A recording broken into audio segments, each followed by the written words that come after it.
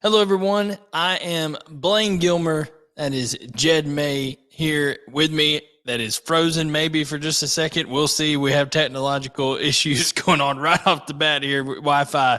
It is what it is, folks. But we are excited to be bringing you UGA Sports Rumors versus Facts, presented by Turner Wood and Smith Insurance in cooperation with Auto Owners Insurance. Guys, make sure to check out if you need life insurance, home insurance, car insurance, business insurance, anything. Auto Owners is the policy provider you need, and Turner Wood and Smith out of Gainesville, Georgia. They serve people all over the country. Great customer service. So give those guys a call today. We'll make sure to have their stuff linked down below. But I think there's Jed. There's the new one. Jed, you had another one that was frozen, and then now this one's in here. So we had a duplicate Jed in here. But anyways, guys, appreciate everybody who's tuned in right now. Go ahead and hit that like button for us if you don't mind. Subscribe, as we're going to be talking about all things Georgia football. And Jed, we might as well start off with a little bad news for Georgia recruiting right off the bat. Right, literally, but right before we came in on the show, Daniel Harris, a corner out of Miami, has decommitted from Georgia in the class of 2023. So, what do we kind of know about this development for Georgia as we start off the show here? Yeah, this, literally happened in probably about 15 minutes ago, right about 8 o'clock. And he's a guy, you go back to the summer, we talked about him as one of these guys. Once Fran Brown got hired, Fran Brown really liked him. Georgia offered him and all that kind of stuff. He jumped on board in July, and it kind of came out of nowhere. And it's funny, Blaine, I noticed one of our vault questions for this week is recruits that might be pushed out of the class to make room for some others. I don't think that's the case here. I think this is just a kid who, he wants to explore other options. I don't think this by any means guarantees he won't end up at Georgia. I think Georgia's going to keep recruiting him and all that kind of stuff. But yeah, definitely some interesting news. I don't think this is I know this isn't a case where he's not a take, because Blaine, they took him 4 months ago, right? Yeah. So no, I don't think anything would have changed on that front over the past 4 months. So we'll see what happens. Best of luck to Daniel Harris. He's a good looking kid out of Miami there. And yeah, we'll see. Yeah, and Fran Brown and Will Muschamp, Kirby Smart, I'm sure they'll all continue to be in touch with him. It came down to it before. Miami, Penn State, some of those schools were heavy on Daniel Harris before he committed to Georgia. And, we'll see how it ends up. But I don't think it's over by any means, but definitely something that now, now there's at the very least, there's two ways to look at it. You got to try to re-recruit that prospect if you're Georgia, right? Get him back into the fold, but also there's a spot open there that, maybe there's somebody else out there that may fit even better. So there's two different ways to look at it. Kirby Smart and company certainly aren't strangers to a little bit of shakeup in the class, both positively and negatively, right before the end of before signing period comes around.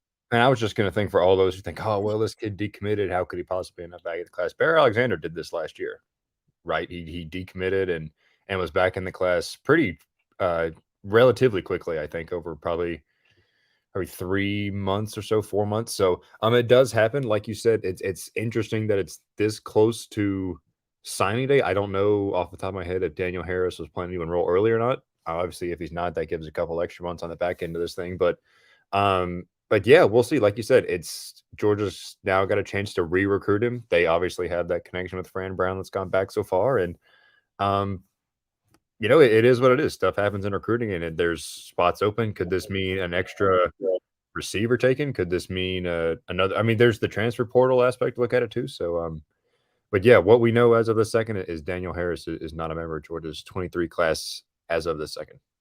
Yeah, right now that has been confirmed. So hopefully, I don't know if Ben or the other guys are watching, maybe they can update everybody, everything on the website while we're here on YouTube right now, or Jed, maybe while we're going through some of this stuff, you can kind of update some of that over there as well. But we have Jason Council coming to us all the way from Hong Kong, guys. So good morning, Jason. We appreciate you tuning in here with us.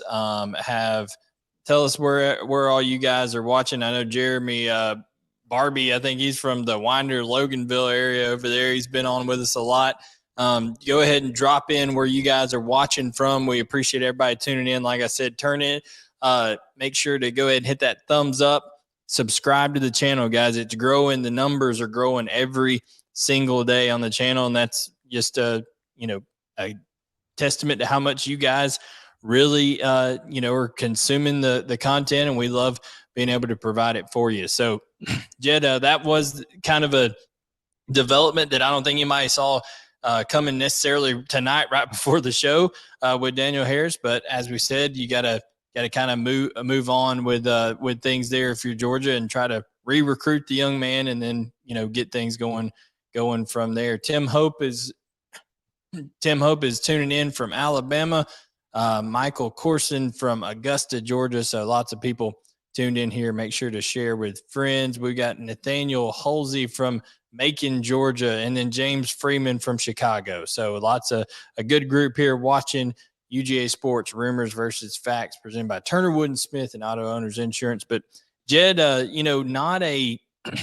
necessarily the most, other than the Daniel Harris decommitment, not the most active week of recruiting, with Georgia having a game on the road, Mississippi State, so no visitors or anything. But you can already tell that Georgia's kind of gearing up for a big week there, where you can have official visitors and things like that right before the SEC championship. As you see these two teams behind me, Georgia and LSU, ready to rock in Atlanta in December.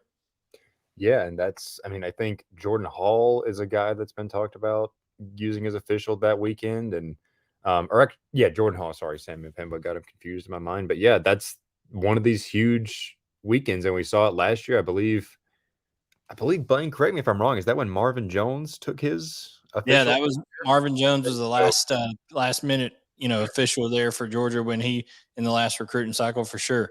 Yeah, so and especially even after the SEC championship, I would say, just because, not that the entire program shuts down, right? But these coaches can spend a lot more time with those kids when there's not as much going on in the lead up to a potential college football playoff berth or bowl game or whatever. So, that month of December is crazy, because on the flip side of that, you've got the in-home visits with coaches going out all over the place, trying to close out this 23 class.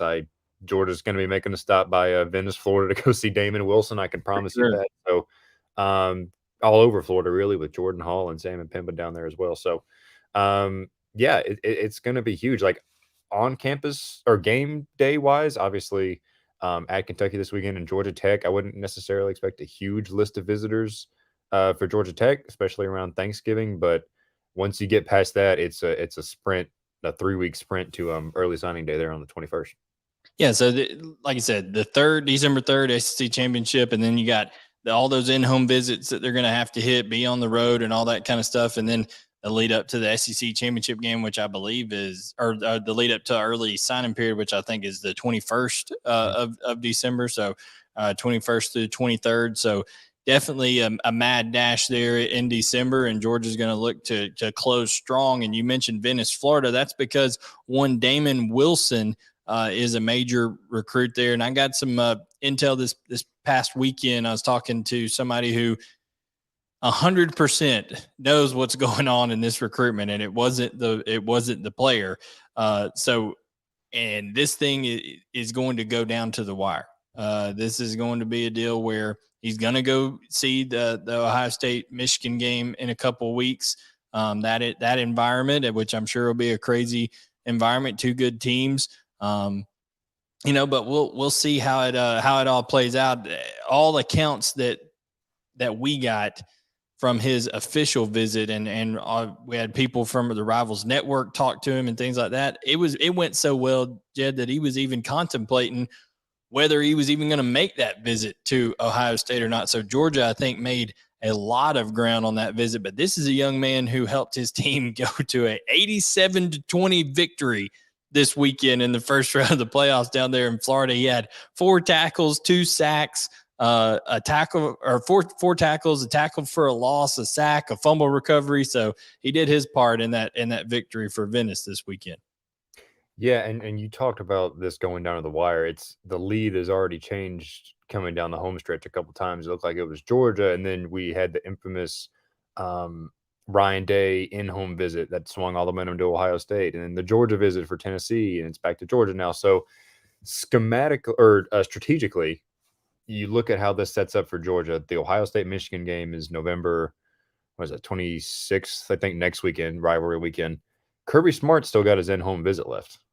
So you wonder, I don't know, Blaine, you might know better than I do, how late coaches can take officials before, or not take officials, take in-home visits before signing day.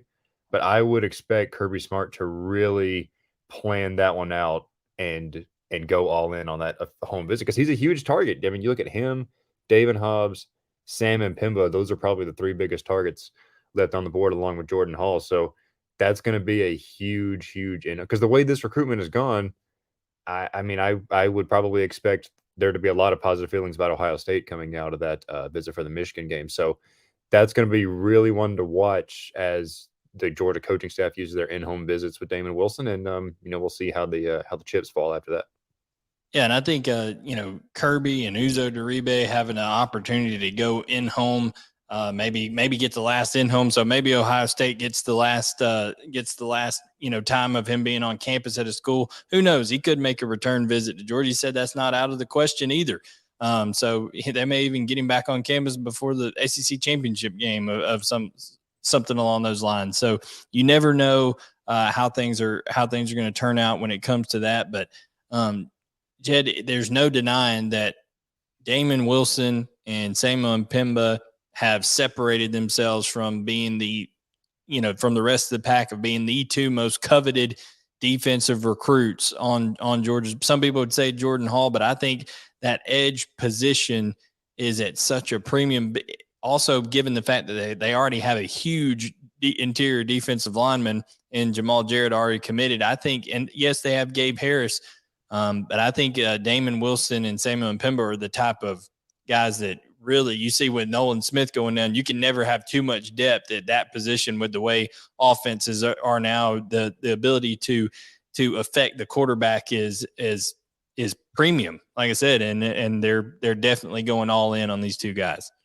Absolutely. And you look at what Georgia is losing there after this year with Nolan Smith and Robert Beal, both in their 12th years in Athens and ready to leave town with a couple degrees under their belt, it seems like. So, I mean, you look at next year, like there's Chaz Chambliss, there's Marvin Jones, MJ Sherman, and this is, of course, pending any of those guys that could transfer out as well, right? So you don't have a ton of experienced game reps behind Nolan Smith and Robert Beal once they leave. So that's a position where the cupboard needs to be kind of restocked a little bit. And you look at those guys and David Hobbs too. I mean, I know we've got a question about this, but I think the question is, are Mpemba and Wilson being recruited for the same position? It's all, I mean, there are differences, but they're all sort of in that edge, defensive end, outside linebacker, hybrid-y type area. I mean, obviously Wilson and I think Hobbs is a little more of a Trayvon Walker type, but it's we may have to get a little bit. We may have to redo your connection there, Jed, because you kind of froze up on us there. So, well, I'm gonna kick you and let you come back in on this deal. So, all right, we're gonna let Jed. He's having a little technical difficulties there, but for sure, what he's saying there is that obviously they want all three of them. Georgia wants Jordan Hall, they want Damon Wilson, they want Samuel Mpemba, and I think realistically, when you're looking at things right now, you couldn't like where they're sitting better than where Georgia is. They're in a head-to-head heat, it seems, with Ohio State for Damon Wilson. They sit really, really well for Samuel Mpemba, and by all accounts, they sit really, really well for Jordan Hall as well. So I think what Jeb was trying to say is you couldn't be in a better position for those three guys, but just got to close here at the end for a high-profile guy like Damon Wilson. We're going to get to our questions here in just a minute, Jeb, but do you want to kind of quickly summarize that thought? Because I don't know, you cut out on us real quick. Yeah, and I was just thinking that's a position Georgia needs to restock, and all those guys you can differentiate between defensive end, outside linebacker. In Georgia's scheme, the lines kind of get blurred between all those guys a little bit. So I don't think it's like if they take Mpemba at this position, that lessens the possibility with Damon Wilson, or taking them both lessens the chances with David Hobbs, stuff like that. I think they theoretically would take all three. It's not like, we're going to take X amount of receivers, X amount of tight ends, whatever. All those guys are welcome, and they'll carve out their own roles theoretically in that Georgia defense. Absolutely. Guys, we're going to get to Vault questions here in just a minute, but go ahead and like, subscribe while you're in here. Both of those are free, and drop in here where you're watching from. We got more people tuning in all the time. We got Let's Go from Bowden, Georgia.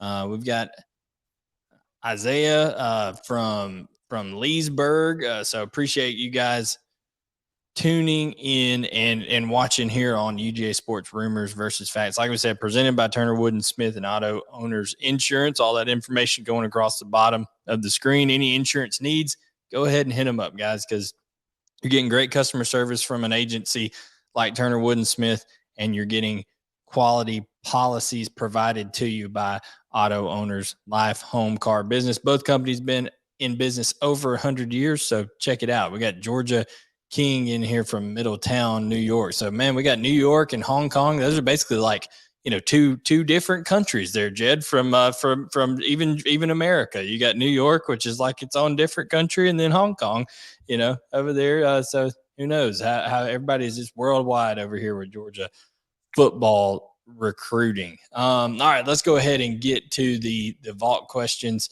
Our first one here, Jed, comes from Golston Dog. Yeah, Golston Dog says, which position will suffer the most with departures for the portal? Okay, so, I think maybe what you mentioned there before, depending on who comes in, I think you could see a couple guys in that edge defensive group, whether it's outside linebacker, maybe might have let to say, you know what, I'm kind of behind in the pecking order here. They could head out. Wouldn't even be surprised if they lost they don't really need to, but wouldn't be surprised maybe if they lost one of those DBs, just because it's so crowded with how things are, and maybe even offensive line. Is there any group I didn't hit there? Anything? And of course, I'll tee you up for the easy one that is all going to be there. What's the one that people want to hear about, Jed? Quarterback. Yeah. Yeah, I mean, that's like saying Jesus in Sunday school. That's the go-to answer. But see, here's the thing about quarterback. Like, and granted, injuries happen, whatever. In a perfect world, you have one quarterback take every snap through the year, right? So that's a little different. Something I'm curious to see, because we think Kenny McIntosh has a pretty decent chance of going to the NFL after the season. If Kendall Milton were to transfer, and I haven't heard that, I'm not suggesting that. I'm just saying if it's possible, that leaves you fairly inexperienced and thin-ish at running back, because you have Dejon Edwards, who's obviously played a bigger role this year, Branson Robinson, who's still working his way in, Andrew Paul, who will be coming back off a torn ACL. You don't really know what to expect from him on that front, probably not a lot next year. And then, Roderick Robinson as a true freshman, and whatever back you get out of the portal or adding to this class. So I think when you look at numbers, maybe not running back, but at a position group that could suffer the most, I think that could be one, just because that would leave you fairly thin in terms of experience at that position if Kendall Milton and Kenny McIntosh would both end up leaving. Yeah, definitely agree. That would be quite interesting. So let's see who we got here from Green Timbers. Got a question for us, Jed. Yep, coming off their Texas visit, what is the pulse of DeAndre Moore and Deuce Robinson? Is their pulse rate higher than the Texas football program right now, Blaine? Ugh. What is the pulse of those guys? What is the pulse of Texas football? Is better the question over here. I don't know what's going on with Texas, but hey, I don't know if that could have helped Texas' case too much. But Jed, honestly, it seems like any decisions that are being made in favor of Texas aren't based off what's going on the field, anyways. So if they do have some kind of inclination to head towards Texas, it's likely not affected by what happened with TCU going into Austin and beating them this past weekend. So I don't know that would move the needle much for them, that experience, except maybe, meeting some people behind the scenes and getting to experience a little bit there in that town. Austin is a great college town, but I still think as of right now that definitely think DeAndre Moore is going to be a guy who does flip from Louisville. The question is it Georgia? Is it Texas? Is it somewhere else where he takes a visit here late? I think Georgia did well for themselves with that official visit that he took over the Tennessee weekend. And Deuce Robinson, I think Georgia really has climbed up the board there and leapfrog teams. And even at this point, Trent said last week that Georgia maybe even be the team to beat there with Deuce Robinson. So interesting stuff, and we'll see how it moves going forward. Anything you've heard, Jed, coming off of those visits for those guys? Not a ton. I mean, I think looking at that Texas visit, there's obvious Arch Manning was there, I believe, and then we lost you again, Jed. We lost you again, Jed. Yeah, I don't know. You may have to turn off some other devices or something. I'm gonna kick you again, let you come back in. But Jed's having Wi-Fi issues right now. It keeps freezing up on us there, guys. But here's the thing. When it comes to Deuce Robinson, we were talking to, prospects and things like that. And then, talked to Pierce Sperlin after the Tennessee visit when he was there. And he said, hey, Todd Hartley's been bluntly honest that, they're going after Deuce Robinson. It doesn't have an effect on Pierce or Lawson Lucky because, that they're quite honest when there are three different type of tight ends, and Georgia could be losing a lot of tight ends. So after this season, definitely some guys to eligibility, and then also some guys to the NFL. I think Darnell Washington is definitely making a case for himself to do well in the NFL draft this upcoming year with his play, Jed. So, there's going to be a need to bring guys in, and I definitely could see Georgia going three, especially with Deuce being more of a hybrid type guy if that were to take place. Yeah, that's been a fascinating recruitment, just like you were talking about, the pitching the two tight ends that Georgia's got. Hey, this guy is totally different from you two guys. I think what I was trying to say before I crapped out was Texas had Arch Manning on campus last weekend, I think. So there's obviously that specter of, hey, come here with Arch, come here, be part of the future.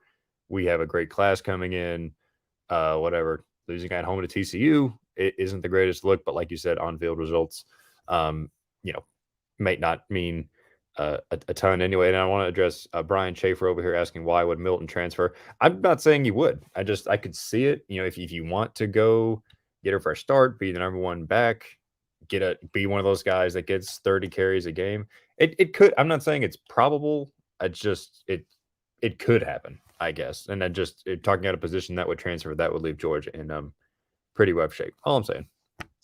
That phone call, and we know what that phone call should be directed at Jed May, because I don't feel like being on the phone for hours. So that phone call should be directed at Jed May. That's all I'm going to say there. When it comes to that. All right, so let's go right here to Big Fatty 94. I don't know that we've had a question from Big Fatty 94 on here yet, but a member of the vault nonetheless that has a question for us here, Jed. Went to school with there were a couple nicknames thrown around my high school that were similar to Big Fatty. We need to leave them alone. Is Georgia expecting most commits to announce on signing day, or is Georgia going to be going into signing day with the class set? Also, The Rock versus Roman Reigns at WrestleMania. Who wins? I mean, you got to put The Rock over, right? The Rock has got to win that. You can't let Roman Reigns win. That's got to be like the end. You got to use The Rock to transition the belt off of Roman Reigns because he's had it for like over 2 years or something.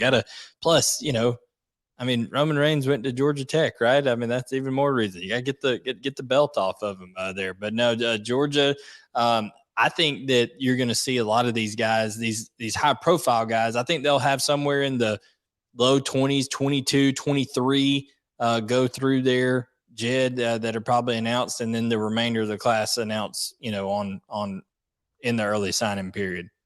Yeah, off the top of my head, I know Jordan Hall is planning to announce on early signing day. The way his recruitment is going, I wouldn't be shocked if that's when Damon Wilson ends up announcing. Trying to think, other than like if they were to flip someone on an early signing day, like as far as scheduled announcements go, I think those are the two we're looking at right now as far as guys that are announcing on early signing day with Jordan Hall and Damon Wilson possibly. Just thinking of how long in this recruitment is going to go. It seems like early. But Samuel Mpemba just announced that he's going to do it the day after the SEC championship game, and with the teams that he put out there, Tennessee, Florida, Miami, Georgia, I think Tennessee would be the greatest threat to Georgia in that scenario right there. And I really feel like things are trending Georgia's way there. With it being the day after the SEC championship game, it's almost like, in the Instagram posts and stuff he's been putting, it's almost like he's kind of thinking that with like Vegas is that Georgia's a 16 point favorite as the spreads opened up, and he's maybe trying to bask in the glory of a post SEC championship fan base and announcing his commitment and stuff like that. So we'll see how it all turns out there. All right, we got another one here from C-Buck 11. This is the $1 million question here, Jed. Other than quarterback, this is the position people want to know about. Yep. The question that no one has ever asked on this show: what's the latest on the running back position for 2023? Yeah, so I will tell you this, in the Fall in the Future piece that I put out on UGA Sports today, Roderick Robinson helped his team in the first round. Of course, Georgia commit Roderick Robinson from San Diego, California, out there at Lincoln High School. He had 9 carries for 58 yards and a touchdown, helped his team to a 23-0 win in the first round of the playoffs. And they'll be playing against Carlsbad High School out there, Jed, in California, with one Julian Sayin in the second round. So you get to see an Alabama quarterback commit go up against a Georgia running back commit in that matchup out there. But Jed, other than that, there may be a certain running back in within the state of Georgia that's still being talked about, still being looked at by Dell McGee and company. Oh yeah, he's a legacy. His name's Justice Haynes. So obviously Haynes was there in Tennessee for the Tennessee weekend, and anytime you get a legacy on campus, Jed, when you have that kind of environment, that kind of buildup for a game, it can't hurt. And I think that we've also confirmed that there's some renewed talks, renewed interest there, and I think it's going to things are picking up kind of behind the scenes there at least. Yeah, man, you said in-state guy. You really had me thinking we were going Jordan Louis. Yeah. I mean, I think there was that stretch there where it was Jordan Lewis was on campus seemingly every day. Georgia offered Jeremiah Cobb, and now in the wake of that, it seems like the staff was kind of, covering its bases, giving itself some options. But it looks like it's Justice Haynes or bust, or in my bust I mean transfer portal probably. But I mean it kind of like we were talking about with Damon Wilson. It's going to be a 5-week plus sprint to try to get Justice Haynes flipped going into signing. He's the guy Georgia's wanted all along. The communication hasn't stopped. Remember we had that tidbit from the I forget which Buford game it was, but Paul saw Dell McGee there, and Dell McGee said, "I'm right where I need to be." So that's a few weeks old now, and Georgia's trying really hard there. And now what I'm interested to see, if the flip is unsuccessful, what happens between December and February. Because last year we all remember Andrew Paul just explodes out of nowhere, and official visits to Georgia, commits and signs in the span of like 2 weeks. So if Haynes is unsuccessful, I could see that happening. I could see them trying to add a portal back maybe next summer. If that doesn't work, there's a lot of moving pieces kind of in that running back room that could go some different ways. But as of right now, it looks like Justice Haynes or bust as far as adding a guy out of high school in this class. Yeah, and you'll be happy to know, Jed, people are telling me that apparently, I'm the only one that's losing a connection with you on here. So at least you're good on the production end of things. And maybe, if it ends up happening again, I'll just pretend like it's not happening. So anyways, yeah, I think it's going to be an interesting deal. If something does, I'm not saying that it's imminent with Justice Haynes, but if something does happen with Justice Haynes flipping to Georgia, and that's a big if, because listen, There's a reason he committed to Alabama in the first place, right? He obviously likes that program, likes what they have going on. But I don't think it'll be a big, LeBron James, taking my talents to South Beach type, production. It'll be, I think, a quiet phone call to Nick Saban, then a phone call to Del McGee, and then maybe a social media post that hits things, and nobody will ever know any different until it happens. Much like the day that he committed to Alabama, and he called you about 15 minutes before and said, "Hey, I'm committing to Alabama." Yeah, we're to hang out in the New Orleans hotel, about to go to the airport, and then I drop my phone and pass out, and then wake up and write a story when I get that news. So, but no, I mean that's the thing. I mean it was a very low key. I mean, I don't even think we knew the day. He didn't even set a day the first time. It just kind of, I mean, we kind of knew things might be percolating there, but he didn't even really set a day. It's just, oh yeah, it's 4:30. I'm committed to Alabama now. So, wouldn't shock me if a potential flip is handled the same way. Yeah, and here's the thing. Like you said, Del McGee has never made any bones about how much he wants, Justice Haynes to be a member of this class. I mean, just how hard he's been recruiting him for years, and that relationship that they've kind of built as the family, and of course, Veron and his connections to Georgia. So, not saying that it's definitely going to happen, but they're definitely trying. Is all we can confirm right now. It's still, maybe there was a little bit of a lull there for just a little bit, kind of backing off, looking at other options, that kind of stuff. But I think it's in full swing now, trying to get Justice to flip. We'll see if they're successful by the end of this. Here we go, Jed. We got one from Andy Stowe here. Oh, the obvious question. I thought we just answered the obvious question. When is Arch flipping to Georgia after watching that high-powered Texas offense? Haha, I kid. Love the show. Go Dogs. Well, if you love the show, then we have covered the Arch debate many times. I almost miss it sometimes.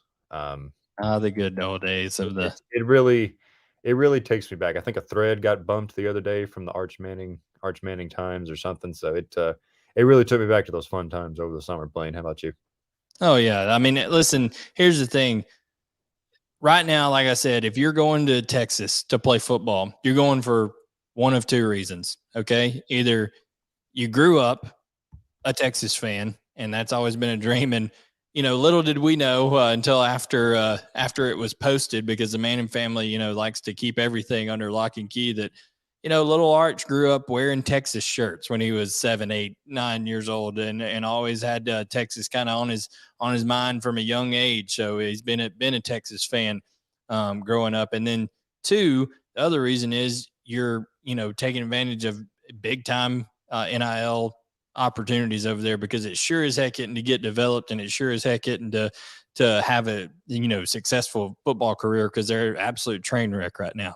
And Steve Sarkisian, they got people, they got coaches that are marrying strippers that have pet monkeys that are biting people, and they're losing games that they shouldn't lose. I mean, it's all kinds of stuff that could only happen at Austin, Texas.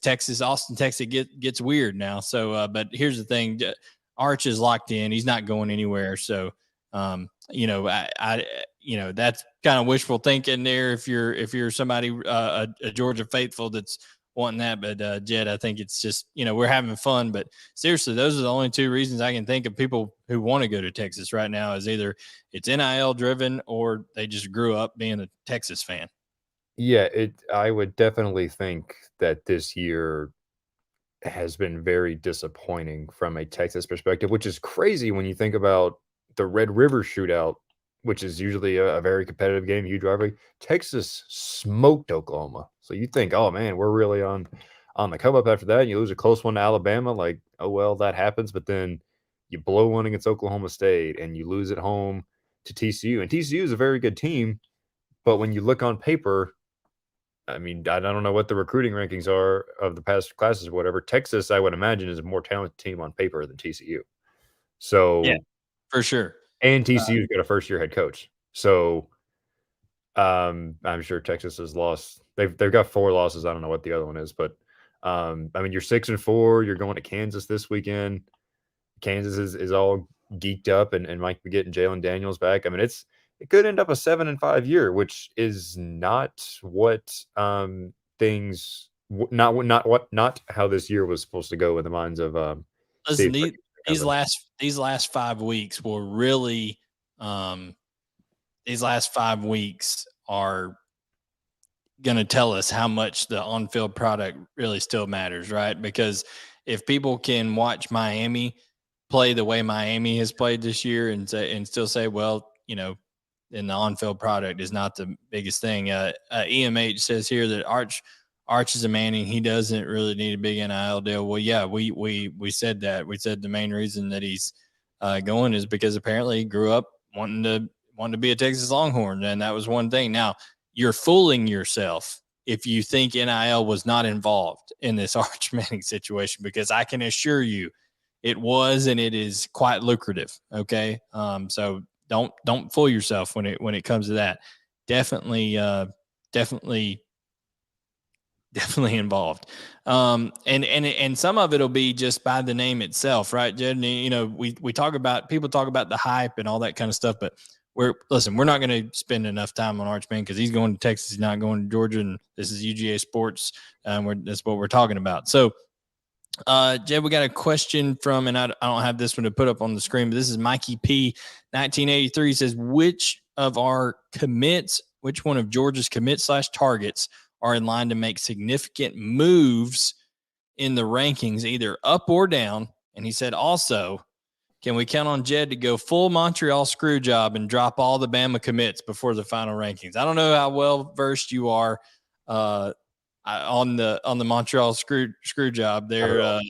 Well, I think you would probably they're wanting you to play the role of Shawn Michaels in that one, who double crossed Bret Hart in it. But so 2 questions there, Jed. Which one of the commits and targets do you think is going to make a jump in the rankings? And then are you going to drop all the Alabama commits before signing day? Well, as we all know, I and I alone are responsible for every rankings decision made at Rivals. So guys that rise up, I'd say CJ Allen's going to rise up. I would say Jordan Hall is going to rise up. I could see. Oh man, I was looking at this the other day. I could see Chris Peel rising up. I wouldn't necessarily guarantee that. I mean, he's a 3-star now. I could see him going up to maybe a 4-star guy. Could Raylan Wilson end up getting a 5th star? Like that would be a guy that. Yeah, I'm trying to think of where he is now. I think he's deserving of one, honestly. Like if I was doing the rankings. I don't know about 5 stars, but he definitely could go up. I mean, AJ Harris, I think if he stays where he is numbers wise, could end up with a 5th star if you count that going up. And then yeah, obviously I will drop every Alabama commit outside of the top 250 because that's what matters on the field at the end of the day is where teams are ranked. So yeah. So Jed will be the Shawn Michaels to Alabama's Bret Hart recruiting rankings, and the Montreal Screwjob analogy there. But guys, we've hit a lot of our vault questions here. If you have any questions on the YouTube chat, go ahead and hit them here and bring those in. We'll try to answer them here on the YouTube chat. We appreciate all you guys tuning in right now. Make sure to hit that that subscribe button. We got another 10 minutes or so here. So go ahead and send in those questions via YouTube if you got them. Jen, I guess the main thing that, you wrote a story today about Georgia's dominance in the SEC East and how they've been there 5 out of 6 times now. And I just think that, you say that people say NIL, transfer portal, college football is changing and stuff like that. But there's not many programs that are just continually able to point like, well, we're playing for championships every year and it be the truth. A lot of people like to say that and like to say that they're going to, but just talk to people a little bit about that piece and, how big of a arrow that is in the quiver of Georgia when they're talking about recruiting these guys. Well, yeah, because when you get to that mountaintop, like it's not guaranteed you stay there. 2019 LSU fell off a cliff. And I'm sure they still recruited decently well because they're LSU and the brand and whatever. But Georgia has proven, okay, they have played in the playoff. This will be year 3 if they get there. They've played in, like you said, Blaine, they played, and this will be the 5th SEC championship. Coming off a national championship, this team might be just as good, if not better. And you look at the road ahead, like they could be 2nd consecutive undefeated regular season. Don't know when the last time that's happened. I would imagine they'd probably be favored against every team in the country, with the exception of maybe Ohio State, maybe. And I think Georgia would be favored over them. So, I mean, if you look at point spreads and stuff, Georgia is likely to win a national title and obviously play the games on the field. But what they've done coming off the national title and proving this program is here to last, it resonates with these guys. And even how many 2025 guys did we talk to after that Tennessee game? They had 22 at the top 100 for 2025 in the building. What did all those kids say? Man, Georgia's a program built to last. They're still going to be good when I get here. I mean, that matters for these. That's how you build these recruiting classes, is you make these early impressions on these guys way down the line. Antoine Hill, who's been to Georgia a million times with Trey Hill, his uncle. That's the loudest I've ever heard Sanford Stadium. I mean, all this kind of stuff snowballs on and on down the line. So it's huge. I mean, the continued dominance, even and this year, Georgia will be favored by probably 10, 14 points in the SEC championship. And if they win it, that's another quiver. It's all this stuff stacks up. And I mean, Georgia, they look like, and they're getting so much more national attention now, because I think more and more it's talked about in big media with a capital M, that Georgia is the preeminent program in college football right now, which Absolutely. I think is true. And once recruits watch ESPN just like you and I do, the more and more they hear that, the more like, oh man, Georgia. Yes, I mean it's free marketing, I mean it's something that you can't replace for sure. All right, let's go ahead and hit some of these YouTube questions here real quick. We got Mo Money Dog 2. Are any others in the class currently committed looking around? I mean, Bo Hewley's been visiting, everywhere in the world. It seems like Lawson Lucky a little bit, but as of right now, I feel like both of those will end up staying in the class. At least that's the indication that they give. Jed, this one be more, you do more team stuff than I do. How has Vandegrift handled the scout team this year? So I know him and Gunnar Stockton have both been doing some stuff over there. What have you heard on Vandegrift and his development this year? Yeah, I actually think it might have been more Gunnar Stockton on scout team, but Kirby says he's really pleased with these guys, and Vandegrift is kind of like where Carson Beck was last year. It's second year in Todd Monken's offense. You make that big leap from year 1 to year 2. I don't think he has even seen a game snap. If he has, it's been obviously in big time. He's been in there a little bit, but just to hand it off or take a knee, nothing. So I mean, those scout team reps are valuable. I mean, it's not the I don't know, stigma. I mean, Kirby uses that as a developmental tool because they're obviously going against a very good defense every day. So, if Brock Vandegrift ends up winning the starting job next spring, which right now looks like an uphill battle against Carson Beck, then those scout team reps are going to be a big reason why. Jordan Harris asks, y'all think we take a couple of edge players out of the portal? I think it depends on, if you land in Pimba and Damon Wilson, and then of course you've got, Gabriel Harris. Yeah, Gabriel Harris there. Of course, you have Marvin Jones coming back, Michael Williams. I'm losing my train of thought here. He got hurt. Darius Smith, of course. I mean, that guy was getting to a point where he was getting ready to really contribute for Georgia, and unfortunately got hurt. Jalen Walker now playing some stuff on the edge. So I think if they sign a couple guys, I don't know if edge is especially if it's in Pimba and Wilson. I don't know that they'll, I don't know that they'll need to go in that position, but I definitely think they'll end up taking some people out of the portal. Just position yet to be determined. Romy Scott, which wide receiver targets can possibly have an immediate impact? People like to, look at stars and ratings and all that. Jed, Yazid Haynes was a guy who came in with not a ton of fanfare, but I'll tell you what, he's a guy that's going to early enroll. He'll be there for bowl practice in January, and he can absolutely fly. 4.38 40, can run every route on the route tree, and has shown tremendous, dexterity and had a huge senior year. I think Yazid Haynes is someone that maybe the people are sleeping on a little bit. Absolutely. I mean, you can't teach that speed, and you wonder. I mean, could he be a guy that even gets a look as a punt returner?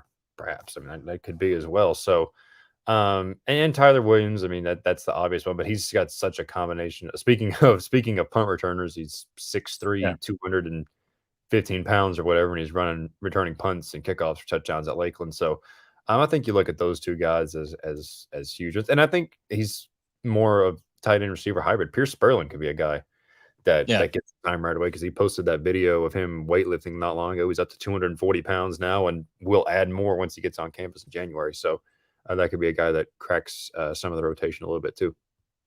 Absolutely. He said, what 2024 wide receivers do we have the best shot at? Jed mentioned today on the Vault. So, Jed, you kind of put those people who aren't members of the Vault, you kind of put those 2024 wide receivers in two tiers there. What's your thoughts? Of course, they've already got Nakar committed. They've got Sokovie White committed there. Landon Thomas as tight end is committed. So already a lot of weapons committed to Vonnie Mizell at running back. But what receivers do you think Georgia sits the best with right now in that class of 2024? Yeah, I think Georgia sits really well with Zion Ragens. Todd Hartley has been on him super hard as a fellow Jones County guy. We all know Todd Hartley doesn't miss. So, and I really like what Georgia sits with KJ Bolden, who I had him listed as a receiver. Blaine, you reported, I don't know if it was last week or week before, he could end up at safety potentially. So that's one to watch there. Yeah. Georgia sits well with Jalua Solomon, who was in the second tier of that list. Amari Jefferson as well. A guy from the Baylor School in Chattanooga. It's committed to Tennessee for baseball. So it's going to be really interesting. I think they take at least the school two. that Will Muschamp's son goes to, by the way. Exactly. Yeah. And that's where his offer came from. And that's his main relationship. So I think with two already committed, I figure Georgia probably takes at least two more, maybe three receivers in that class. So a long way to go. And kind of we'll see who decides to jump on board and win and spots. I mean, that's something Sokovie White said. He was like, yeah, I want to go ahead and jump on board and get my spot secured in that class. So we'll see. But the early returns on that class on the offensive skill side of the ball are just are silly. Yeah. And then people are asking about, backup for Daniel Harris.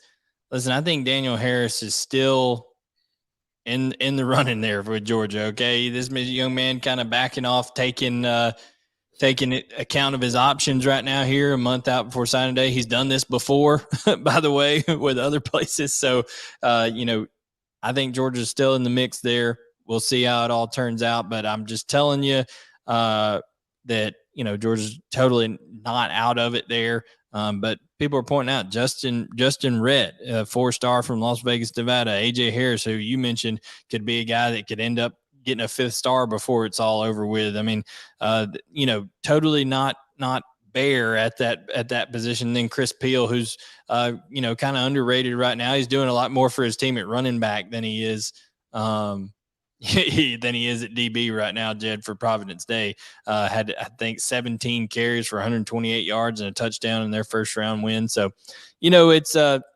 hey, Georgia's going to keep recruiting, and even Troy Bowles. He's listed as a linebacker, but he's been playing a lot of DB himself, playing some safety for Jesuit. So who knows how he ends up getting used. And then, of course, they got Jonell Aguero at safety. So quite the DB haul, even if Daniel Harris doesn't end up in the class. But I wouldn't rule Georgia out on this just yet. But, Jed, you got anything before we close out here? It's about time to wrap up. Nothing much. I'm going to start a series tomorrow on breaking down the 24 big boards at some different positions and going to do that position by position. So look for that in the coming days. And yeah, we're going to, it's Kentucky this weekend and then final home game of the year next weekend against Georgia Tech. So one last visitor list and all that kind of stuff.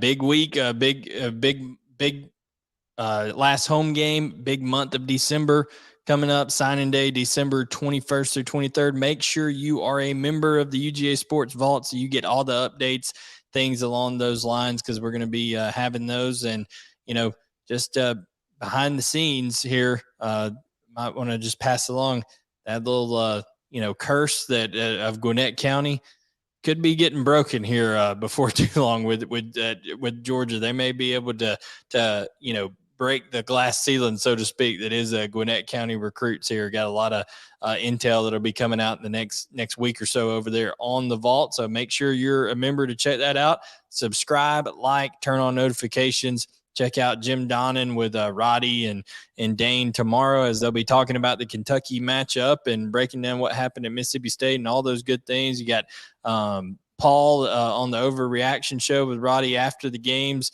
every week. And, of course, Brent and Dane doing their thing with the Film Don't Lie and all the breakdowns and stuff. So a lot of good work being done by everybody, but it's all because of you guys watching that we put it out. So we appreciate it. Like, subscribe, turn on notifications, and we'll catch you next time on UGA Sports Rumors versus Facts.